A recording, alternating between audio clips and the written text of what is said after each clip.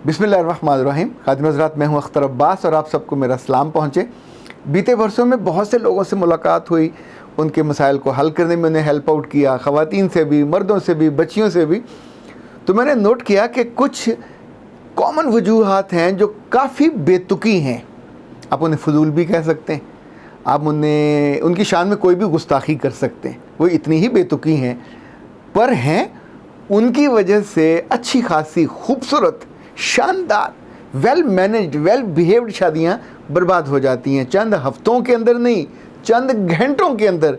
Even जहाँ शादी हो रही होती वहीं पे इतनी फस क्रिएट हो जाती है कि दोनों को समझ नहीं आ रहा होता कि हमने इतनी तैयारियां की, इतने लाखों रुपए खर्च किए, अपने सारी ज़िंदगी के जो सरमाया होता है दोस्त, उनको बुलाया, ख़ानदानों को बुलाया, और उनके सामने आपकी बेइज्जती होना शुरू हो जाए किसी एक बदतमीज़ और बदतहज़ीब आदमी के जुमले की वजह से या दो चार लोगों के इकट्ठे कमेंट्स की वजह से। कि वो कौन कौन सी बेतुकी चीज़ें हैं कि जिनकी वजह से शादी जैसा शानदार मौका बेरंग, बेजायका और बहुत ही बुरा हो जाता है। इसकी अगर थोड़ी सी तैयारी कर ली जाए, इस पर ज़रा सा एक जिसे वेल थॉट कहते हैं वो सोच लिया जाए, इसमें आपकी अम्मा, आपके अब्बा, बहन भाई, ये सारे शरीक होने चाहिए। आपस में बैठ के कुछ चीज़ें डिस्कस कर लेनी चाहिए। अगर कुछ फ़ैसले सिर्फ आपने लेने हैं तो उनकी भी स्ट्रेंथ आपको इल्म होना चाहिए। ये दिखावे के लोगों से सुने सुनाए ये फ़ैसले नहीं होने चाहिए। शादी के मौके पे आपके फुफ्फड़, आपके खालू, आपके ताए, आपके चाचे, उनको मत हक दें कि उस वक्त वो ड्राइविंग सीट पे बैठ जाएं। देखें, उनका स्टेक नहीं लगा हुआ। स्टेक होल्डर आप हो या वो लोग जो आपको ब्याहने के लिए आए हुए हैं। सो इस मौके पे जितनी एहतियात कर लेंगे, जो अब तक चीज़ें मैंने देखी हैं जिस वजह से शादियां ख़राब होती हैं, इवन टूटती हैं। नंबर एक, हक महर के मसले पे हमेशा ख्वारी होती है। हक महर अल्लाह और उसके रसूल ने तय किया हुआ है कि ये औरत को देना है, ये औरत की वर्जिनिटी का तोहफ़ा है, उसका हक है, इस्तेहकाक है। और इसके लिए फ़िक़ह की शर्त ये है कि जो देने वाला है वो अपने मुकाम, मर्तबे और पोजीशन के एतबार से दे। आप 10,000 देने की पोजीशन में हैं, आपके असबाब कैसे हैं, आप 1 लाख की देने की पोजीशन में हैं, इस पे झगड़ा मत कीजिए। बहुत से लोग हैं जो जेवर आप देते हैं लड़की को हक महर के तौर पे, वो लिख देते हैं, ओके इट्स फाइन। हक महर में आप घर दे सकते हैं, इट्स फाइन। हक महर में आपने अपने लिहाज से, अभी पिछले दिनों एक शादी में मैंने को 20 लाख रुपया, एक में 40, एक में को 60 लाख रुपया हक महर रखा जाते देखा। एक में इस बात पे झगड़ा हुआ कि जी 50 का तो तय हो गया था, तो वहाँ ख़ानदान में से किसी ने कहा नहीं 1 करोड़ करो, 50 तो मान गए, इसको 1 करोड़ कर दो। अब ज़ाहिर पहले आप घर में माने हुए हैं, अब जब सबके सामने ये करेंगे तो दैट्स नॉट फेयर, उससे फिक पड़ेगी और आप बिल्कुल बेवकूफ़ हो जाओगे। नंबर 2, लेन देन पे हमेशा मसला होता है और लड़की वाली ख़वातीन को, लड़की की माँ को और बहनों को बुनियादी अक्ल करनी चाहिए। इस बात को जानना चाहिए कि अगर वो आपसे जेवर और कपड़े और सामान के मद में थोड़ी एहतियात कर रहे हैं कि हमारे घर में सब है, ठीक है, आप अपने लिहाज से कर लीजिए, ज़्यादा ना कीजिए, तो इसका मतलब है थोड़े सुलझे हुए ख़ानदान के लोग हैं। कोई भी ज़ात हो, कोई भी बरादरी हो, गाँव की हो या शहर की हो, ये याद रखिएगा, शादी का जब मौका आता है, जब बारात आती है, तो उस लम्हे आपका दिल, आपका ज़र्फ़ और आपके ख़ानदान ये तय करता है कि आप कैसे लोग हो। मुझे याद है जब मैं अपनी बारात पे पहुंचा तो हमारे ससुर साहब और उनके जो दोस्त 3-4 उनकी उम्र के थे, उनके मुकाम और मर्तबे के थे, तो वो गर्म शालें लेके खड़े हुए थे। मेरे वालिद साहब को डाली, एक मेरे बुज़ुर्ग दोस्त थे अज़मत शेख साहब, और माशाल्लाह अच्छा वो हमेशा उस चादर को बड़े एजाज़ के साथ दिखाते कि तुम्हारी शादी पे मुझे मिली थी। इसी तौर अब देखें, ख़ानदान में आपको इल्म होना चाहिए कितने बड़े बुज़ुर्ग आ रहे हैं। आम तौर पे 8 होंगे, 10 होंगे, तो 10 के लिए कोई थोड़ी वैल्यूबल चीज़ ले लीजिए। लड़की वालों को ये अकल करनी चाहिए कि लड़के की माँ और लड़के की बहनें, देखें ये एक ट्रेडिशन है, आपको पसंद हो या ना हो, शादी आपकी ख़राब हो जाएगी अगर आपने अकल ना की तो। जेवर दोनों को देना होता है।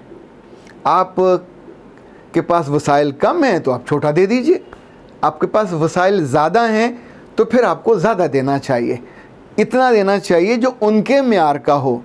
इसलिए कि वो भी तो जवाबन आपकी बेटी को किलो के हिसाब से चीज़ें डालते हैं, वो भी तो उस पर लाखों से करोड़ों पे चले जाते हैं, खर्च कर रहे होते हैं, पर इस वजह से फिक पड़ती है और सारा काम बेमज़ा हो जाता। तीसरी चीज़ जो बहुत अहम है वो खाना है, और खाने में दो चीज़ें। पंजाब में ख़ास तौर पे हर बारात जब वापस जाती है तो लड़की वाले, उनको अगर न समझ हो तो बहुत मसला होता है। समझ उनको ये करनी चाहिए कि बारात की वापसी पे उनको खाली हाथ नहीं जाने दिया जाता। एक देग उनको खाने की देनी होती है और एक देग चावलों की। ये एक पुरानी हमारे गांव की ट्रेडिशन चल रही है कि बारात जाएगी तो जाते खाना पकाने न लग जाएं, तो शाम का खाना उनको साथ बांध देते हैं। उस वक्त तो ये कहा जाता था कि चलें कुछ खाना जो बचा है हम ये दे देते हैं ताकि आपके काम आ जाए, पर हौले हौले ये रवायत पुख्ता हो गई। तो अब आपको इसका ख्याल करना होता है कि एक देग उसकी, दूसरा ये कि जितना आप अफोर्ड कर सकते हो उस लिहाज से देख लीजिए, पर वापसी पे खाना ज़रूर दीजिए। ये शर्त नहीं है, पर इससे बेबरकती और दिलों में थोड़ा वो रखना ज़रूर आता है। एक अहम बात वो भी कभी मत भूलिए, बारात का आपने इस्तकबाल करना है, उनको खाना खिलाना है, तो उनके बड़ों को जो भी मेनू कार्ड है, जिसको हम मेन्यू भी कहते हैं, जो उनको भिजवा दीजिए। ये जो ऑप्शन है, जैसे हम कहते हैं ये प्लेटर 1 है, प्लेटर 2 है, प्लेटर 3 है, तो उसमें ऑप्शन दे दें। मैंने कुछ शादियों में इस बात पे फिक पड़ती देखी, लोगों को लड़ते देखा कि बड़े बनने फिरते हो फन्ने कहाँ, गोश्त तो खिला नहीं सके, मुर्गी खिला दी। अच्छा, मुर्गी पे उनका 4-5 लाख रुपए का खर्च आया हुआ था उस शादी पे, सिर्फ खाने पे ज़ीरो हो गया। अच्छा, उसमें अगर आप वो गोश्त का मतलब मटन है कि बीफ नहीं है, मटन है। तो जब आप जानते हैं कि किसी भी शादी पे जाएं, लाइक मैं भी किसी शादी पे जाता हूँ तो अगर चिकन हो तो मैं नहीं खाता, उसका शोरबा ले लेता हूँ, नहीं पसंद। बहुत से लोग हैं जो चिकन को पसंद नहीं करते, हमेशा दे गो फॉर अल्टरनेटिव। तो you need to serve a better alternative, और वो गोश्त होता है। आप उसकी डिश बना लें, उसे भुना हुआ बना लें, कैसा बना लें। आप देखें अरब के लोगों में लड़का ही सारा खर्च करता है। वहाँ तो ये भी होता है कि बकरे पूरे बन के आते हैं और खाने, और इवन लड़की वालों को वो पैसे देते हैं ताकि उन पर बोझ ना आए, क्योंकि लड़के वहाँ हमेशा बिग शॉट खेलते हैं। लड़की वालों से तवक्को नहीं होती कि बिग शॉट खेलें। हमारे इस पूरे कल्चर में, मैं जनूबी एशिया का तो नहीं कहता, पर मैं ये जानता हूँ कि पंजाब हो, इंडिया हो, जहाँ ये हमारा कल्चर है, जहाँ हमारे लोग रहते हैं, ये हमेशा उन चीज़ों पे ज़ोर देते हैं। जहेज़ के मसले पे लड़ाइयाँ होंगी, अब उनसे आप इस बात पे नहीं लड़ सकते, ना उनको अकल सिखाई जा सकती है कि जहेज़ इस्लामी है या गैर इस्लामी है। कुछ चीज़ें सोशल नॉर्म्स के तौर पे होती हैं और वो एक्सेप्टेबल होती हैं, उनका आपको टेक केयर करनी होती है। आप जो शानदार गरारे लगारे वो पहनती हैं, रंग बन गए महंगे, अब वो इस्लामी गैर इस्लामी के चक्कर में पड़ोगे तो क्या करोगे। ये चीज़ें शादी के साथ जुड़ी हुई हैं, आपको उनका ख्याल करना ही करना होता है।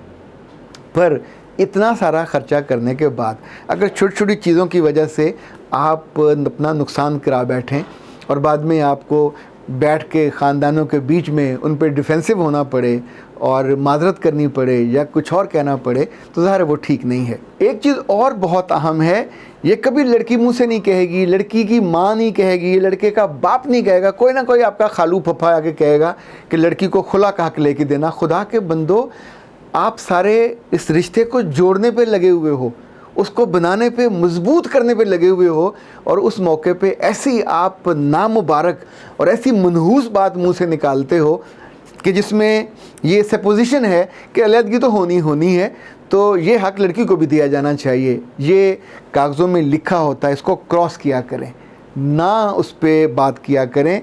इस पे बार्गेन करने से हमेशा दिल फटते हैं। वहाँ जो हक महर है वो पहले तय कर लें आपस में और उसके मुताबिक लिखत खाली ना छोड़ें। और साथ ही ये जो खुला वाला मसला, देखें अल्लाह ना करे ऐसा मसला हो जाए तो एट एनी कॉस्ट फिर आप कोर्ट में भी जाते हैं, सारे चीज़ें हो जाती हैं। वहाँ वो निकाहनामे का लिखा होना या ना लिखा होना मैटर नहीं कर रहा होता, हक़ाइक़ और जो वाक़यात हो रहे होते हैं वो ज़्यादा मैटर कर रहे होते हैं। इसी तौर पे एक बात और याद रखिएगा कि शादियों की ख़राबी में और ख्वारी में ये जो मेकअप है ये बहुत बड़ी वजह बनता है। मैंने लोगों को लड़ते झगड़ते, यानी औरतों को भी और मर्दों को भी, वो ये कि तुमने तो गुलशन रावी से मेकअप कराया, वहाँ तुमने दिए 10,000, हमारा तुमने 40,000 खर्चा करा दिया, तुम्हारी औकात तो इतनी सी थी। अब देखें ये कहीं ना कहीं से तो ट्रेस हो जाता है।